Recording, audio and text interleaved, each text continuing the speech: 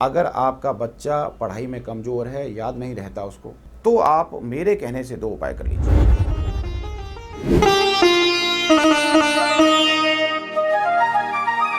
आप देख रहे हैं ज्योतिष आचार्य। नमस्कार दर्शकों, मैं आचार्य सुभाषिस।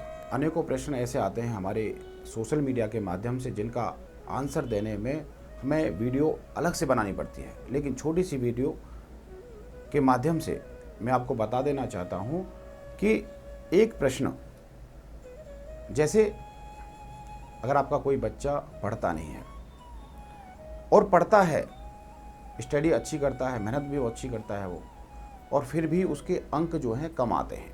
जितनी मेहनत करता है उतने अंक उसके नहीं आ पाते। और कुछ ऐसे भी प्रश्न आते हैं कि मेरा बच्चा जो है याद करता है लेकिन एग्ज़ाम में जाकर के भूल जाता है, बिल्कुल क्लीन हो जाता है। तो ऐसे में पेरेंट्सों को क्या करना चाहिए? पेरेंट्स पहले से भयभीत होते हैं कि मेरा बच्चा पढ़ेगा या नहीं पढ़ेगा।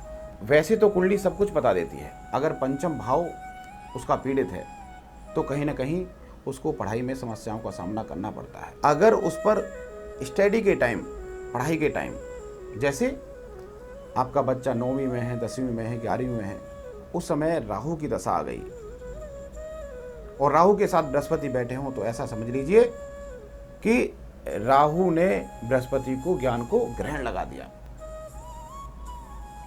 और जब ज्ञान को ग्रहण लग गया तो बच्चा भटकता है। बच्चा ऐसी संगतों में पड़ जाता है कि पेरेंट्स परेशान होकर कुछ और डिसीजन ले लेते हैं। कभी कभी हम इतने परेशान हो जाते हैं कि बच्चे को हॉस्टल या बोर्डिंग स्कूल में हम भेज दिया करते हैं। लेकिन समस्या का समाधान ये नहीं है मित्रों। समस्या का समाधान है बच्चे की कुंडली। अगर कुंडली में ऐसे योग हैं कि बच्चा पढ़ पाएगा तो आप एक बार उसकी कुंडली अवश्य दिखाएं। कौन सी दशा, कौन सी महादशा बच्चे पे चल रही है जिससे बच्चा मानसिक रूप से परेशान है। बच्चा पढ़ाई करता है, उसको उतना लाभ नहीं मिल पाता और हम उधर से डांटते रहते हैं कि पढ़, और बच्चा पढ़ने की कोशिश भी करता है। ऐसा नहीं है कि बच्चा पढ़ने की कोशिश नहीं करता, बच्चा पढ़ने की कोशिश करता है, लेकिन दशाओं की वजह से, ग्रहों की वजह से बच्चे का मन कहीं ना कहीं भटकता रहता है। अगर आप कुंडली दिखाना चाहते हैं या नहीं दिखाना चाहते, ये आप पर निर्भर है। तो आप मेरे कहने से 2 उपाय कर लीजिए। पहला उपाय है कि आपको अपने बच्चे के हाथ से 11 पेड़ लगवाने हैं, और दूसरा उपाय है ब्राह्मण की एक कन्या का पूरी पढ़ाई का खर्चा, अगर आप समर्थ हैं, उठाना होगा। अगर आप ये कार्य कर लेते हैं तो निश्चित तौर पर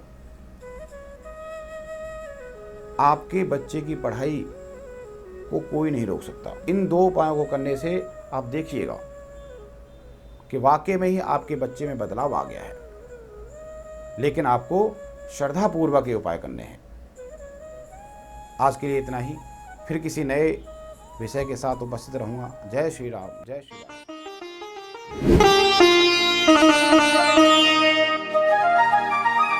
आप देख रहे हैं ज्योतिष आचार्य।